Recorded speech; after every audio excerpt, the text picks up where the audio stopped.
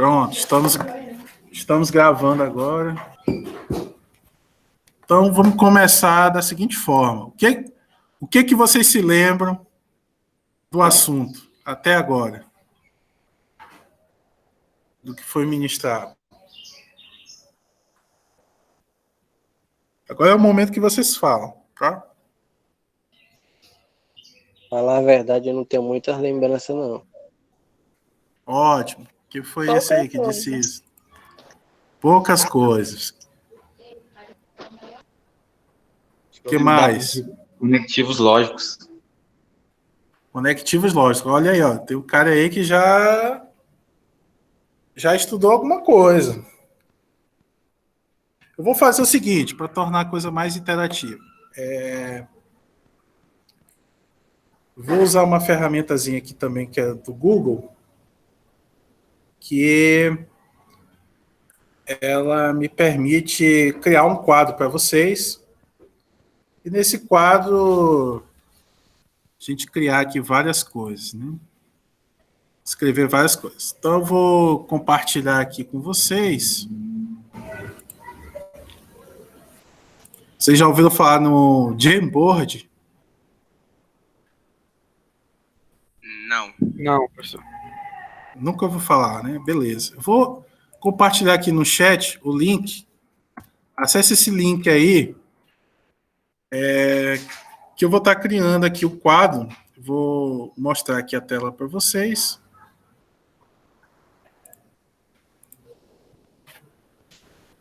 Estão vendo aí? É um quadro branco, basicamente. E o que eu vou fazer aqui? Bem aqui, tem umas notas adesivas. Como essa aqui. Que você se lembra da disciplina. Então, ó, fica aqui essa notinha. E aí, o que eu quero que vocês façam? Vocês vão criar notinhas dessas aqui e vão colocar no quadro, colocando que cada um se lembra do assunto que foi ministrado. Professor, Vinícius Nunes, deixa eu ver aqui.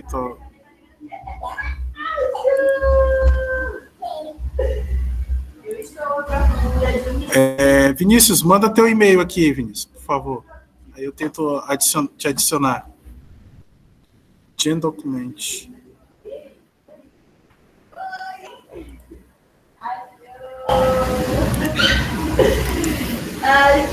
Bom, o que mais? Indicadores de argumento, premissa e conclusão. Bom, tudo isso foram assuntos que foram abordados, né? Eu abordei basicamente, em termos de aula, eu falei para vocês sobre o que é lógica, que é uma apresentação, sobre como é a lógica, argumentação, os princípios da argumentação, a lógica proposicional, e eu comecei a falar para vocês sobre tabela verdade. Eu me lembro que eu cheguei a rabiscar no quadro com vocês o que era uma tabela verdade.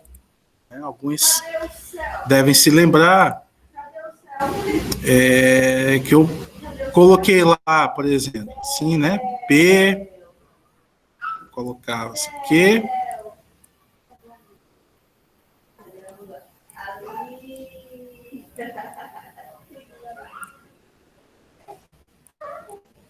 desculpa aqui minha coordenação motora. Então, rapidamente aqui, só para vocês se lembrarem. PQ, o que significa isso bem aqui? Esse símbolo aqui, qual é o significado dele? Podem falar aí no chat, ou no microfone. Interseção? Então, não é parecido com isso. então é junção. Oi? Se não for interseção, pode repetir? Junção, então. Junção. Chegou perto do nome, falou junção. Vamos lá, vamos. União. Conjunção. Não. Junção. Conjunção. União, não. Não. Tá faltando uma coisinha aqui antes. Conjunção. Conjunção, exatamente. Que é o representado por uma preposiçãozinha, né? Qual é essa preposiçãozinha? I. É o I, exatamente. Aí o I funciona como? O I funciona da seguinte maneira. Deixa a caneta mesmo. Então, se eu tenho aqui uma afirmativa, vamos supor que P seja dia ensolarado e Q seja aula. Então, a nossa assertiva é dia ensolarado. Só tem aula se for dia ensolarado e vamos mudar o que aqui para ter internet.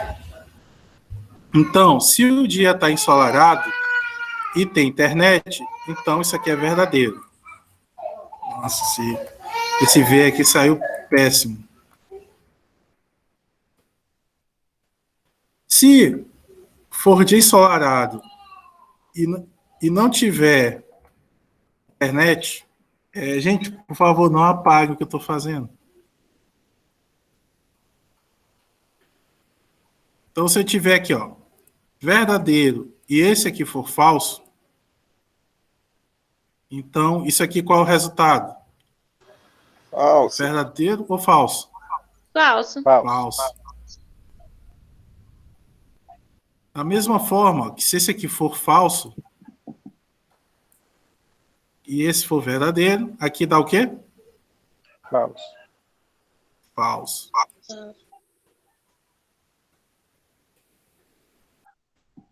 E para finalizar aqui, ó, se esse aqui for falso e esse aqui for falso, então o resultado aqui é falso. Falso. Então isso aqui é uma tabela verdade. Isso aqui só para relembrar vocês. O que é esse P e o Q? Qual o nomezinho que a gente dá para essas coisas? Variáveis. Não, isso aqui não é aula de programação, rapaz. Me perdoe. Tranquilo, tá perdoado. Preposições? Como? Pode repetir? Proposições. Proposições, exatamente, correto. Então, vou até botar uma notinha aqui, ó. Proposições. Então, o que são proposições? Alguém para me ajudar com esse conceito aí. O que são proposições?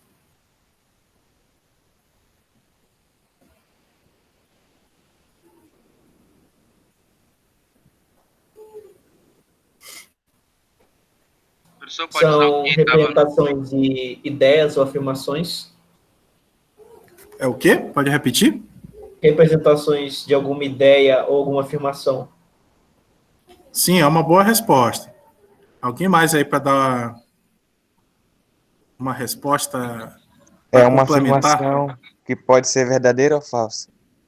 Isso, exatamente. Além de tudo, uma proposição, ela tem essa característica que é ela assumir dois valores possíveis, que é ser verdadeiro ou falso.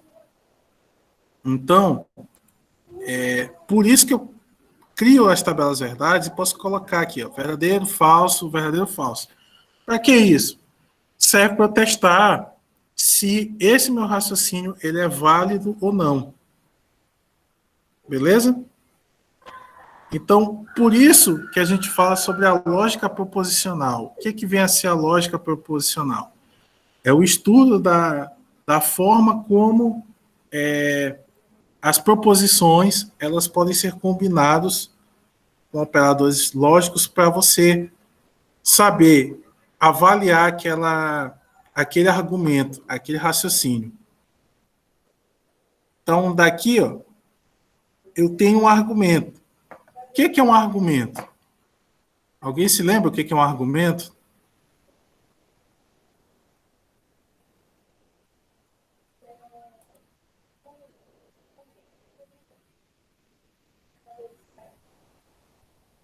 Algum corajoso aí para falar o que é um argumento? Esse aí que acabou de riscar aí vai falar. Ninguém mandou ele sair tentar riscar alguma coisa na tela. O argumento seria o que diz se a proposição é falsa ou verdadeira? O argumento, ele é toda a estrutura. Né? Por exemplo, aquela história do todo homem é mortal. Sócrates é mortal. Então, Sócrates é homem. Né? Perdão, todos os homens, todos os humanos são mortais. Sócrates é humano. Então, Sócrates ele é mortal. Professor, então no caso o argumento seria a combinação de algumas proposições, né? Exatamente. Na verdade, ele tem duas partes no argumento. Vou apagar isso aqui. Ele tem o que a gente chama de premissas e ele tem a tese. Seria algo como as premissas, elas são proposições que vão fundamentar o teu argumento e a tese ela é a conclusão. Então, quando eu tenho esse argumento do Sócrates, que é o... esqueci o nome aqui, mas esse argumento, todos os humanos são mortais. Sócrates é humano. Logo, Sócrates é mortal. Então, as premissas são todos os humanos são mortais, Sócrates é humano. E Sócrates é mortal é justamente a tese, a parte que dá a conclusão. Né? Ou pode ser chamado também de conclusão. Então, eu vou fazer o seguinte, eu vou pegar aqui, alguém mais tem algum tópico que se lembrou e quer compartilhar conosco aqui no nosso quadro do Jamboard?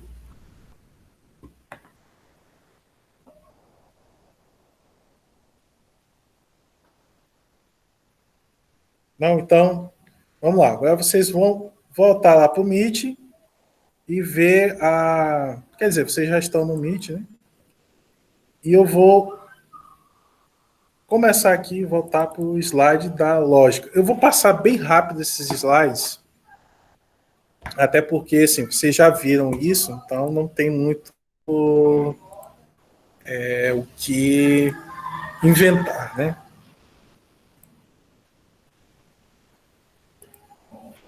Então,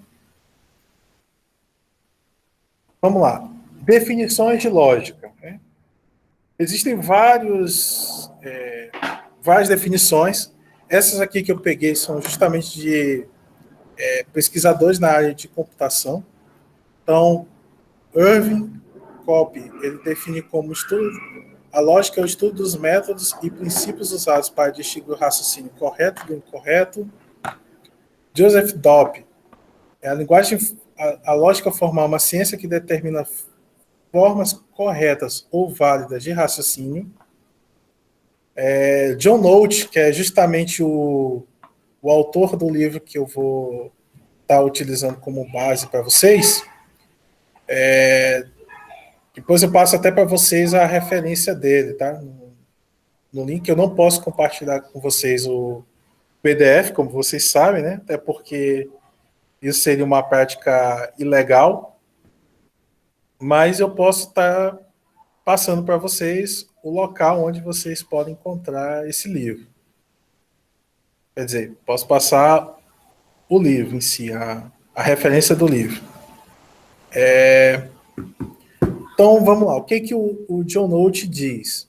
A lógica é o estudo de argumentos. Um argumento é uma sequência de enunciados, na qual um dos enunciados é a conclusão e os demais são premissas, as quais servem para provar ou pelo menos fornecer alguma evidência para a conclusão. Então, segundo Krause, a lógica hoje designa uma vasta área do conhecimento com implicações em praticamente todos os demais domínios da investigação. Então, do que se trata a lógica, gente? A lógica, ela não se trata da verdade, ou seja, estudar lógica não é estudar se uma coisa ela é verdadeira no sentido de ser uma verdade absoluta ou não. O que a gente faz é estudar se a estrutura de argumentos que você está utilizando ela está correta ou não. Então, a lógica ela vai olhar para a estrutura e não para o conteúdo em si. Então, tanto que assim, essa tarefa está mais ligada à filosofia ou à religião, de estudar coisas como, por exemplo, vou entrar numa área meio polêmica. A cloroquina cura COVID. Então, quando eu digo isso, a cloroquina cura COVID, a lógica ela nem entra nessa história aí. Por que ela não entra? Porque aí eu só tenho uma proposição. Se eu tivesse um argumento e tivesse querendo saber se isso é lógico ou não, eu faria algo da seguinte forma. Pegaria, assim, vou lá para o quadro do Jamboard, para vocês verem a diferença do que é um raciocínio lógico do que não é um raciocínio lógico, tá? Então, vou mostrar aqui para vocês, vou pegar a ferramenta de texto e coloco assim, ó. A conclusão, vou começar pela conclusão. A cloroquina cura o COVID. Vou diminuir isso aqui.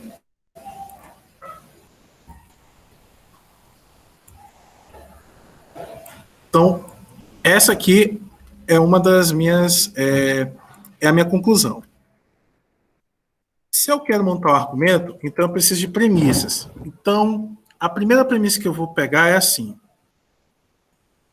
Todas as pessoas que usar cloroquina se curaram do COVID. Então, isso aqui é uma premissa. Então, vou pegar uma outra premissa aqui e fazer o seguinte.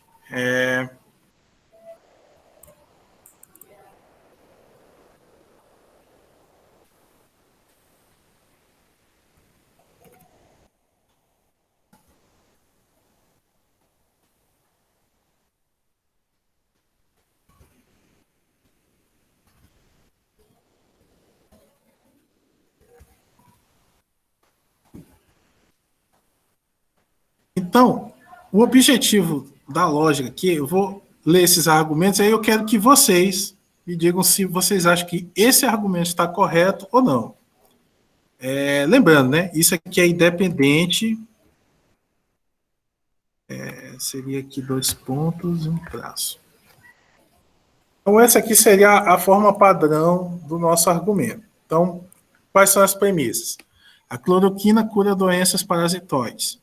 Nossa segunda premissa, todas as pessoas que usaram a cloroquina se curaram do COVID. A cloroquina cura o COVID. Pergunto para vocês, esse raciocínio aí, ele está consistente ou não? Agora vocês podem abrir o microfone aí e responder.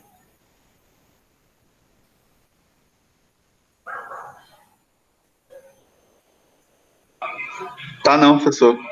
Até porque o corona, né, se trata de um vírus, não de parasitóides, é uma coisa muito, assim, voada. Beleza. Mas é por isso que a lógica, eu coloquei justamente essa informação, porque já veio aquela história da bait, né? Isso aí foi um bait, né? Na estrutura lógica está correta. A estrutura lógica está correta. Exatamente. Por quê? Porque a primeira afirmação, na verdade, já não tem nada a ver com a conclusão. O que a gente precisa ver, na realidade, é porque, se eu pegar aqui, cloroquina cura doenças parasitoides. Ok. Todas as pessoas que usaram cloroquina se curaram do Covid. A cloroquina cura o Covid. No fim das contas, ó, isso aqui é verdadeiro, isso aqui é verdadeiro. Então, isso aqui é verdadeiro. Certo? Agora, pegando a bait aqui, né? Qual seria a questão? Seria assim, ó. A cloroquina cura doenças parasitoides, ok? Aí eu coloco mais uma outra aqui, ó. o COVID é uma doença viral. Todas as pessoas que usaram a cloroquina se curaram do COVID. A cloroquina cura o COVID. Aí eu pergunto para vocês, esse raciocínio está consistente ou não? Está, porque todas as pessoas que usaram ficaram curadas. Aí que tá. Nesse caso aqui ele não está. Por que ele não está? Porque essas duas... Vai lá, fala aí. Pode falar, o áudio está meio ruim, mas pode falar, a gente está ouvindo.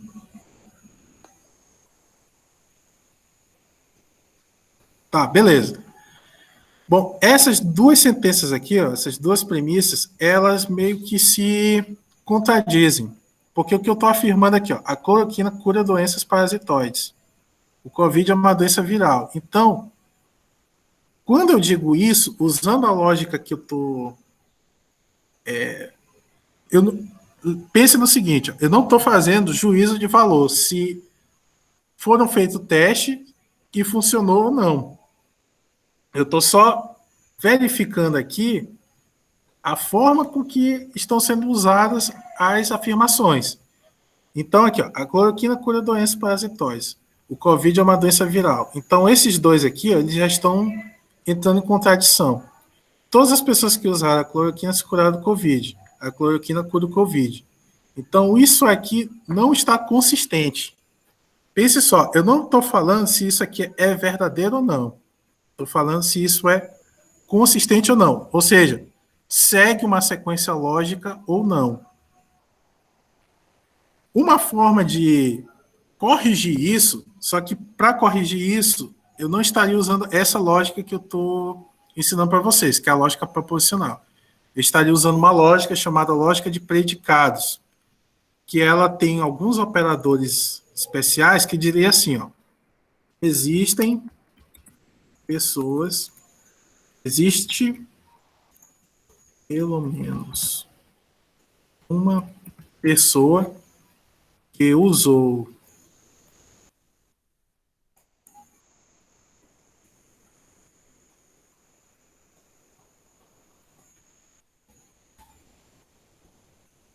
cloroquina e se curou do COVID. Aí aqui eu já estaria usando um outro tipo de lógica, que a gente chama de lógica de predicados, que eu não sei se tem aqui, mas eu acho que você já viu esse símbolozinho bem aqui em algum livro de matemática, né? É um E cortado. Você já viu um símbolo parecido com esse? Ou esse símbolo bem aqui, ó.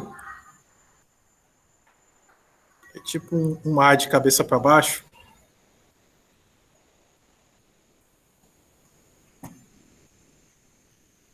Bom, esses símbolos aqui, eles dão ideia de generalização. Então, assim, esse exemplo bem simples, rápido, ele só serviu para mostrar uma coisa para vocês. A lógica ela não está preocupada em julgar as verdades em si. Porque quem julga isso aqui, ó, a cloroquina cura parasitoides, a Covid é uma doença viral, são médicos, é a medicina. O que a lógica está interessada é saber se essa estrutura aqui, ela está coerente, ela está consistente ou não. Beleza? Entenderam isso? Vou apagar aqui. Todos entenderam? Acredito que sim, professor. Entendi, professor. Beleza. Se alguém teve dúvida, não entender, é só falar, tá? Então, ó, a lógica ela está na base do raciocínio e a lógica ela é muito amiga da matemática, né? Elas duas andam muito juntas. Os principais clientes, né, os principais matérias, disciplinas que utilizam a lógica são justamente a matemática e a física. A filosofia também só que a filosofia ela produz mais coisas para a lógica do que ela consome. E a lógica ela está ligada ao raciocínio. E o que vem a ser o raciocínio? Ele é um processo inerentemente humano, ou seja, ele está ligado a nós, humanos, e... E Professor, Oi, dois alunos ali falaram que não entenderam. entendeu? beleza, não entendeu. Quem que não entendeu? Tarciso, Etiane e Felipe. Foi o Felipe que não entendeu. Oi? O Felipe não entendeu aí. Felipe, beleza. Eu vou pegar agora um outro exemplo. Vou sair desse da cloroquina e vou pegar o nosso clássico exemplo do Sócrates, né? Vamos pegar aqui. Tá assim, todo humano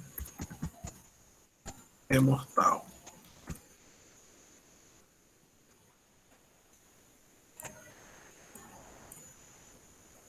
Aí eu pego o segundo, que é Sócrates é um humano.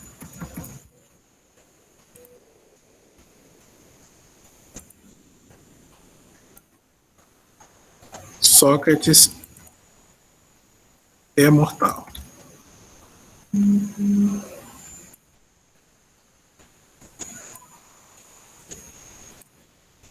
Aí eu vou botar o operador de conclusão.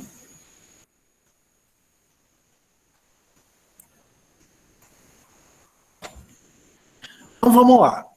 Felipe, tá prestando atenção, Felipe? O ponto é o seguinte, ó. Todo humano é mortal, Sócrates é humano, Sócrates é mortal. Então isso aqui é a conclusão, e esses dois aqui são a premissa. Aqui na realidade, o que ele está fazendo é o seguinte, ele está trocando humano por Sócrates, e aqui ele está dizendo que é mortal. Então, se eu colocar assim, ó, todo cachorro é mortal, Sócrates é humano, Sócrates é mortal. Eu te pergunto, isso aí está consistente, está coerente esse raciocínio? Não. Não. Por que que não? O que tu acha mesmo? Por que que tu Ele tá acha falando. que... Não, por causa que aí ele está falando do cachorro e não do humano, então está incoerente. Beleza, mas olha só, por que que eu falei isso e peguei lá aquele exemplo meu polêmico da cloroquina? Porque quando eu falei lá do caso da cloroquina, você já tem ciência das informações que a gente tem, né? Sobre o que é Covid, cloroquina e tudo mais. Só que se a gente for parar para pensar com o nosso conhecimento, ó, todo cachorro é mortal, isso é verdade? Da tua experiência cotidiana? É né? verdade. Sócrates é humano? É, Sócrates é um mortal? mortal. Então, se tu for pegar a tua vivência, tudo isso aqui está correto. Mas quando tu analisa a forma do argumento, tu percebe que isso está incoerente. Por quê? Porque aqui ele falou de cachorro, aqui ele falou de humano, e aqui ele disse que esse aqui, que é humano, é mortal, mas em nenhum lugar ele diz que o humano é mortal. Entende por que tem essa diferença? Então a lógica, ela está preocupada mais com a forma do que com o significado em si. Entende? Então, se eu colocar aqui, por exemplo, Sócrates é um cachorro, é algo verdadeiro, Sócrates é mortal. Da mesma forma, observe que isso aqui que eu vou colocar também está coerente, é correto. Então, você coloca assim, ó, todo cachorro é imortal. Sócrates é um cachorro. Sócrates é imortal.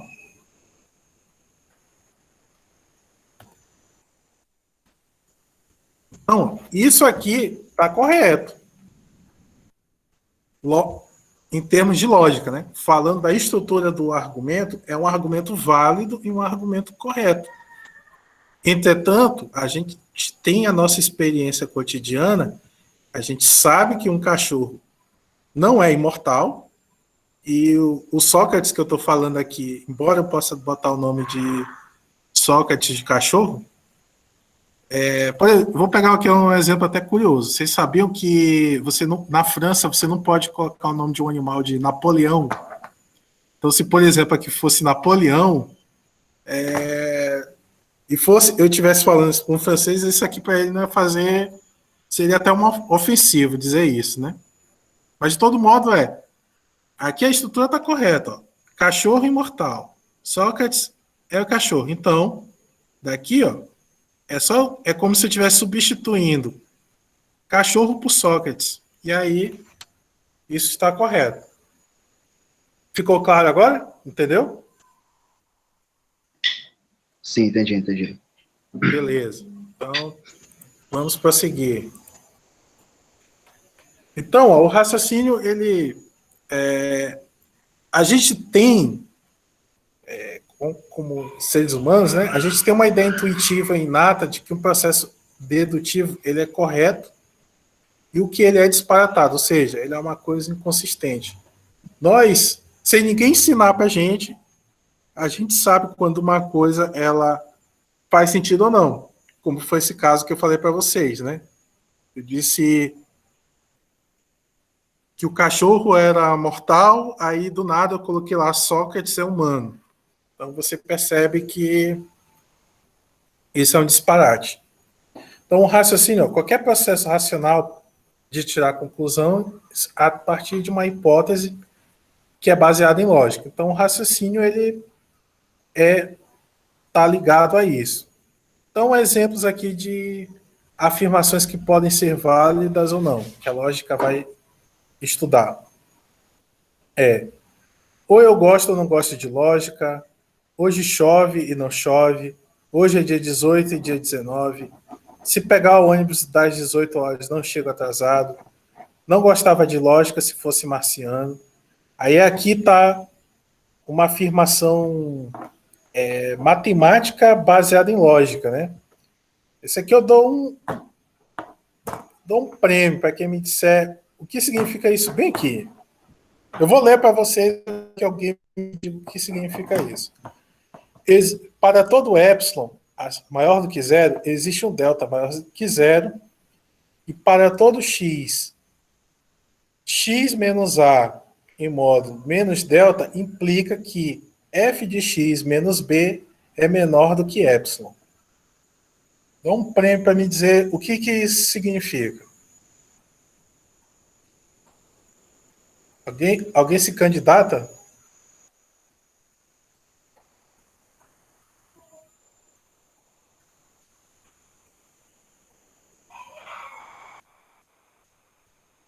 Gente, pode falar aí. Quer dizer Pelo que f de menos... x é positivo?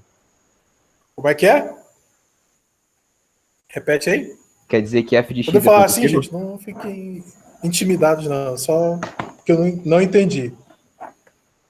E, professor, quer dizer que f de x é positivo? Quer dizer que f de x é positivo. Não é isso. Inclusive, o f de x pode ser negativo aí. O F é uma afirmação válida, porque epsilon e delta eles acabam sendo proporcionais, diretamente proporcionais. E quando um é menor, logicamente o outro também seria menor, já que eles são diretamente proporcionais. Cara, tu misturou um monte de coisa, mas até que tu foi no rumo. Na realidade, isso aqui já é uma verdade. Isso aqui é um assunto que vocês provavelmente viram ou irão ver em uma disciplina chamada Cálculo Diferencial e Integral. E isso aqui é a definição de uma operação matemática. Tu falou de diretamente proporcional, né? Na verdade, não é que é diretamente proporcional. O que está dizendo aqui é que se o x aumenta, o y também, o f de x aumenta. Se o x diminui, o f de x também diminui. Mas o ponto principal aqui que ele está dizendo assim, tentar explicar. Ó, existe um epsilon, então existe um número, certo? Ou para todo número, perdão, maior do que zero, existe um número, existe uma operação, na verdade, que ela vai ser maior que zero. Então, ou seja, se para todo mundo que é maior do que zero, existe pelo menos um que vai ser maior do que zero. E todo x que você pegar, todo valor x que você pegar e tirar a diferença dele em módulo para um outro valor também, esse valor vai ser menor do que o delta. Se esse valor for menor do que o delta é o existe um, né? Pelo menos um cara. Então, olha só, se existe um cara que ele é maior do que zero e o x menos um valor qualquer vai ser menor do que esse delta, então significa que o f do x menos um outro valor vai ser menor do que o epsilon. Ora, isso faz sentido por quê? Porque, ó, para todo epsilon existe um delta. Então, se eu tenho delta, então eu posso afirmar para o epsilon. Fez sentido para vocês isso daí?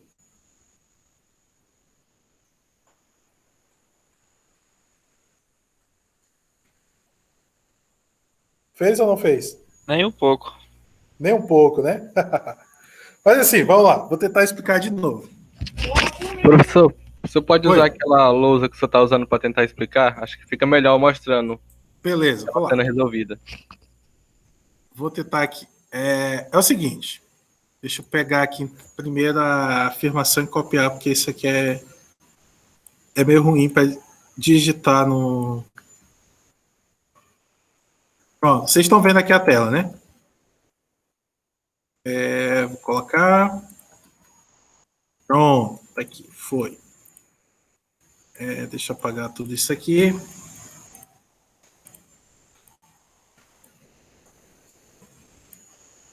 Então, vamos por partes. Bom, primeira coisa aqui é a seguinte. Eu vou separar essa parte aqui. Vou colocar uma outra. Deixar aqui. Primeiro vamos entender o que isso aqui quer dizer, né? Esse símbolo aqui, que é um A de cabeça para baixo, ele é uma generalização. Então, ele está dizendo assim, ó, todo epsilon é maior do que zero. Então, assim, esse epsilon é um número, tá? Então, ele está me dizendo que para qualquer número, todo número que é maior do que zero, existe um outro número que é associado a ele, logicamente, existe pelo menos um que é maior do que zero. Entenderam isso daí? Ok? Quanto a isso?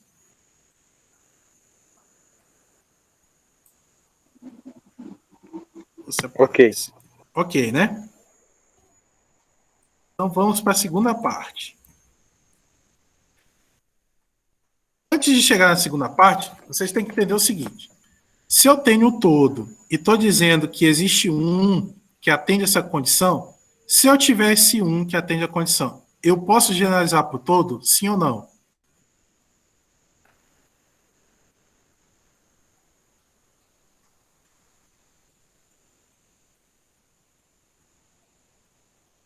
Eu vou mudar a ótica da pergunta da seguinte forma.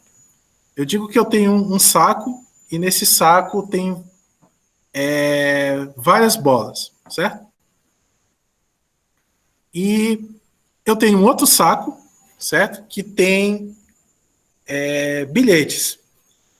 Então ele diz o seguinte, eu estou dizendo o seguinte, no saco de bolas, se eu pego todos os sacos de bolas, eles têm a cor vermelha. Se todos os sacos, se no saco das bolinhas todas são vermelhas, então no saco que tem cartões, existe pelo menos um cartão que tem o número 1. Aí agora eu vou fazer o contrário. Se eu pego um cartão número 1, que tem um número 1, qual a bolinha que está associada a ele? Qual a cor da bolinha? Vermelha. Vermelha.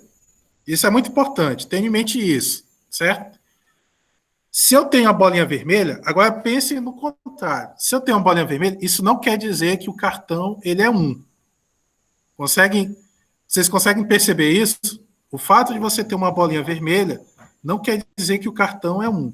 Mas se você tem um cartão 1, então a bolinha que você tem ela é vermelha. Ok? Então, no caso, Entenderam isso? nesse sentido, o saco seria o epsilon. Isso. Aí eu vou pegar essa parte aqui, ó. Todo Repete de X. Oi? Fala de novo. Aqui, ó. Imagina a seguinte situação. Eu tenho. Deixa eu pegar aqui.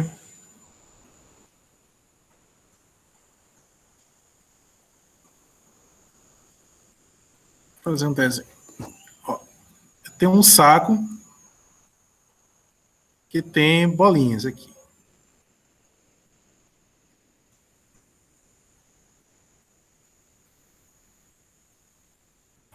Só que em vez de ser vermelhas, né, vou botar branca. Porque fica mais fácil para mim. Meu mouse não está ajudando muito. Beleza. Eu tenho aqui um saco que tem várias bolinhas. E eu tenho um outro saco que eu vou botar aqui embaixo.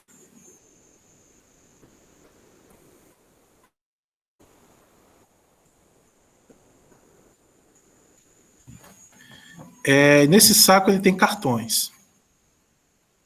Aí eu vou deixar um cartão na cor verde. Vou ter que botar alguma coisa. Vamos lá. Vou botar os números, né? Tá aqui. 1. Vou botar ele bem pequeno.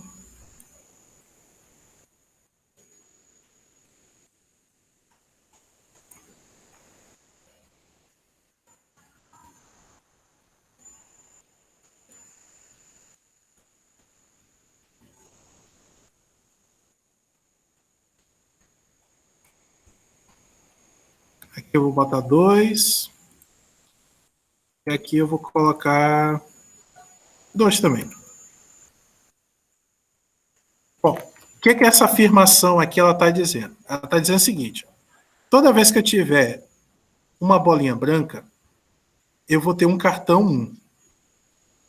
Agora, se eu tenho um cartão 1, significa que a bolinha, ela essa bolinha, ela é branca. Assim. Agora, se eu tiver um cartão 2, ele não me dá nenhuma garantia de que a bolinha dele é branca. Entende a questão? Quando esse aqui está generalizando, ó, todos esses têm um cartão 1, eu não posso dizer o contrário. Para dizer o contrário, eu teria que ter um assim. Todos os cartões têm a bolinha 1, branca. Então, essa afirmação que ela está dizendo é o seguinte: ó, toda vez que eu tiver uma bolinha branca, eu vou ter o cartão 1. Só que em vez de bolinha branca, é o seguinte: ó, toda vez que eu tiver um epsilon maior do que 0, desse lado aqui, ó, existe um delta que é maior do que 0. Então, se eu pegar aqui um x, esse x, ó, é um elemento que está aqui, dentro desse conjunto. E eu pegar a diferença entre esse x e um outro valor qualquer, que é o a, e se isso for menor do que delta, isso significa que f de x menos b é menor do que epsilon. Ora, se é menor do que delta, e o delta ele depende do epsilon, e eu estou afirmando uma verdade para o delta, então a verdade para o epsilon ela é verdadeira. Entenderam? Agora? Vocês não precisam se preocupar. Vocês não precisam se preocupar com o que isso aqui significa. Agora sim entendi, professor. Vocês precisam se preocupar, na realidade aqui, é com isso bem aqui, ó. Olha, se eu estou afirmando que uma coisa é menor do que delta, imediatamente eu estou afirmando que ela é menor do que o epsilon. Por quê? Por causa disso bem aqui, ó. Existe um delta maior do que zero para todos os epsilon. Em resumo, ele está dizendo assim, ó, se eu pegar um x menor do que um valor qualquer a, isso significa que a função desse x menor do que o b, menos o b, ela vai ser menor do que um determinado valor. Aí vocês podem ficar, não entendi nada, professor. Ajuda aí, vou botar aqui, ó.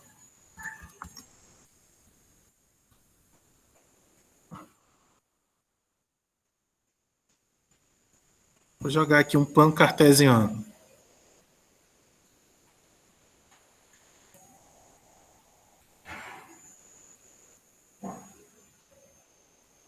Não dá para trazer ele para frente. Bom, olha só. Vamos pegar, vou botar ele bem aqui. Vamos pegar um ponto aqui qualquer. Esse ponto aqui, ó. 4,5 e menos 3,5. Esse ponto aqui, ó, ele é o x, 4,5. Se eu pegar 4,5 menos um valor qualquer, vamos dizer que é 4, vai dar 0,5, né?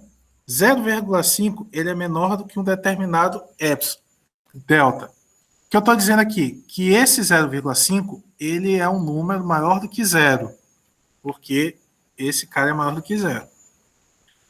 Se isso for verdade, então o y dele, que é no caso menos 3,5, menos o b, que eu vou pegar um outro valor que também é próximo, que seria como o f de a, e vamos chutar aqui, eu chutei 4, né? Vamos dizer que é menos 3. Vai dar 0,5, que módulo 0,5 é maior do que o epsilon, que é maior do que zero. Isso aqui está dizendo que não importa o número que eu pegue aqui. Quanto mais eu tentar me aproximar da função, isso aqui ainda vai continuar sendo menor do que epsilon, que vai ser positivo, e logo isso aqui vai ser positivo. Conseguiram sacar o que isso significa? Ou ainda não? Sim. Deu para entender a lógica, professor. Olha lá. Quem sacou, me diz aí, o que é isso daí? Vocês aprenderam nas aulas de cálculo de vocês.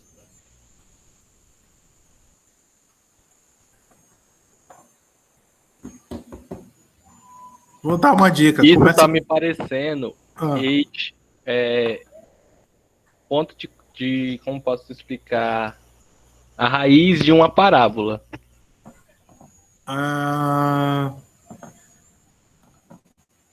Tu quis dizer lá o ponto de concavidade dela, né? Foi isso que tu quis dizer? Não, professor. A parte em que a parábola ela corta ou o eixo X ou o eixo Y. Não, cara. Ela tem até um pouco a ver, mas não muito. Eu vou sempre apressar porque já está batendo o horário. Isso aqui é a definição de limite. Por quê? O que é um limite? O limite é quando você pega um ponto e tenta aproximar ele da função. Isso significa que se a função ela tem limite, você sempre vai achar um ponto que, por mais que ele esteja próximo da função, esse ponto ele vai cair na função. Entenderam? Então, como eu disse aqui, ó, se você pegar um x, subtrair de um valor qualquer, de modo que eu estou tentando zerar. Porque o que acontece se eu zero o x com a? Se esse valor aqui dá zero, significa que eu estou em cima desse ponto aqui, ó, em cima da função. Então, deixa eu ver até se eu acho uma figurinha, porque essa figurinha pode não ter sido muito boa. Vou botar aqui.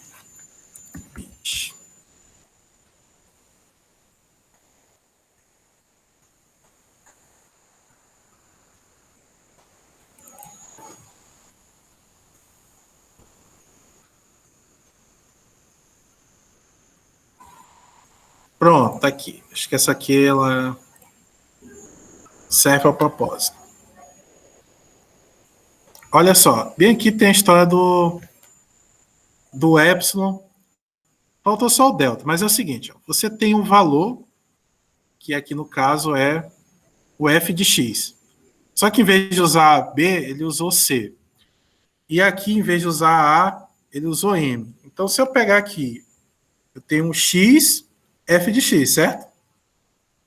E aqui eu tenho M, C menos epsilon. Então, ó, à medida que esse C aqui, ele vai se aproximando do x, ó, ele vai sempre caindo num ponto em cima da função. Isso serve para você saber, por exemplo, quando você tem uma função que é dividindo, por exemplo. 1 dividido por x. A gente sabe que não existe divisão por zero. Mas o que acontece se eu pegar um número perto de zero? Então, vamos supor, eu vou pegar 1 dividido por 0,001. O que acontece com esse valor? Vai dar um número muito alto, né? Então, o limite ele serve para isso, para você saber como que a função ela vai se comportar ao longo do gráfico, como tu consegue desenhar um gráfico de uma função. Porque tu pega alguns pontos conhecidos e tu vai tentar aproximar outros pontos e ver para onde que o gráfico está indo. Deu para entender isso? Sim, deu sim, professor. Deu pra Beleza. entender. Deu, professor. Tranquilo. Bom, gente, são 7h18. Eu vou parar por aqui hoje.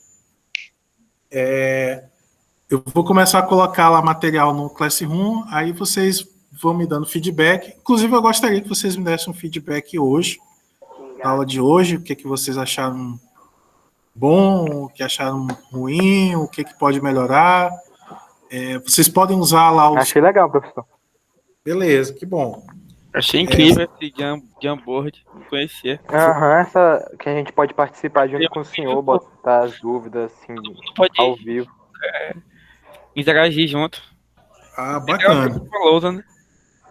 Não é uma lousa, né? Então vocês vão pirar quando eu for usar o Classcraft com vocês, então. Já quero. Eu tô animado. Já vai pro Classcraft. Beleza, então, gente. Então, eu vou encerrar a gravação. Se a gravação não for pro meu drive, depois eu vou procurar quem é que está como host e vai me passar depois, ó.